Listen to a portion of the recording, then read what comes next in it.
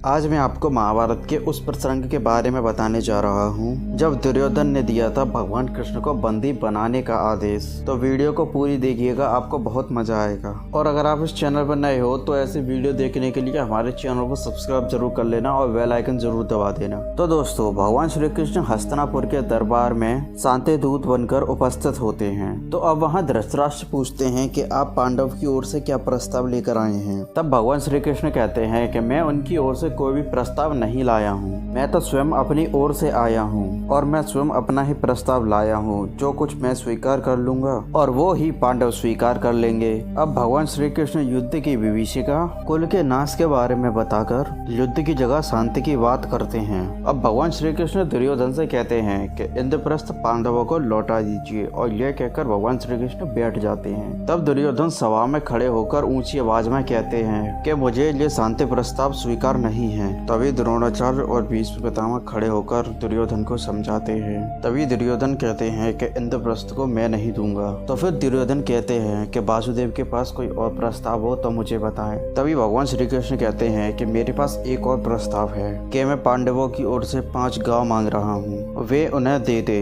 तो फिर दुर्योधन जो प्रस्ताव भी भगवान कृष्ण का ठुकरा देते हैं। तो फिर दुर्योधन भगवान श्री कृष्ण से कहते हैं कि मैं पांडवों को सुई की नोक जितनी भी भूमि नहीं दूंगा। यह सुनकर भगवान श्री कृष्ण दुर्योधन से कहते हैं, हे दुर्योधन, अपनी माता श्री को अपने सब पर विलाप करने के लिए क्यों आमंत्रित कर रहे हो। तो भगवान कृष्ण की ये बात सुनकर दुर्योधन बहुत ज्यादा भड़क जाता है और दुर्योधन भगवान श्री कृष्ण से कहते हैं कि अगर तुम दूत नहीं होते तो मैं तुम्हें बंदी बना लेता। तो भगवान श्री कृष्ण दुर्योधन से कहते हैं कि दुर्योधन ये प्रयत्न भी करके देख लो तुम। तो दुर्योधन अपने सैनिकों को आदेश देता है कि इस वासुदेव कृष्ण को बंदी बना लो। तभी भगवान श्री कृष्ण के हाथों में सुदर्शन चक्र आ जाता है और यह देखकर सभा डर जाती है और सैनिक पीछे हट जाते हैं और भगवान श्री कृष्ण अपना विराट रूप प्रकट करते हैं। तभी उनके समक्ष सब हाथ जोड़कर खड़े हो जाते हैं। उन्हें सिर्फ वो ही देख पाते हैं जिनके पास दिव्य दृष्टि होती है, बाकी सभी की आंखों के सामने अंधेरा छा जाता है। अब इसके बाद कर्ण और दुर्योधन का संवाद होता है।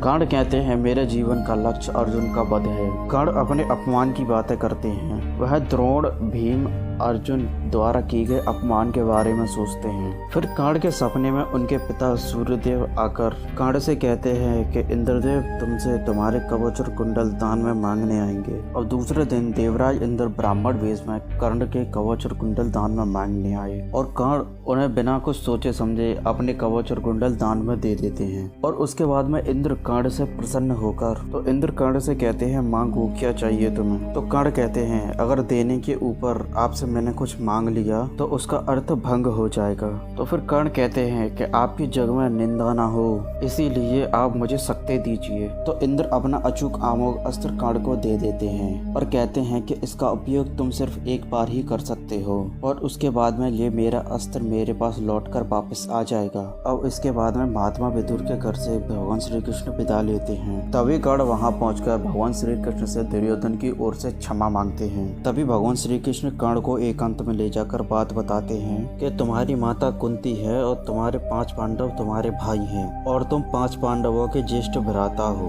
और तुम्हारे इष्ट देव भी तुम्हारे पिता हैं। और यह बात सुनकर कर्ण के पैरों तले जमीन खिसक जाती है। कर्ण कहते हैं माँ कुंती ने मुझे पैदा होते ही गंगा में बहा दिया और मुझे आज तक किसी ने कुछ नहीं दिया है। जो भी दिया है मुझे मेरे प्रिय मित्र दुर्योधन ने दिया है, इसीलिए मैं दुर्योधन की ओर से ही युद्ध करूंगा। और बाद में कर्ण भगवान श्री कृष्ण से वचन लेते हैं कि आप मेरे वीर गति के प्राप्त होने तक मेरे भ्राता 5 पांडवों को ये राज मत बताना। तो दोस्तों, आज आपको वीडियो अच्छी लगी हो, अगर वीडियो अच्छी लगी हो तो वीडियो को लाइक करके चैनल को सब्सक्राइब जरूर कर लेना और बेल आइकन जरूर दबा देना।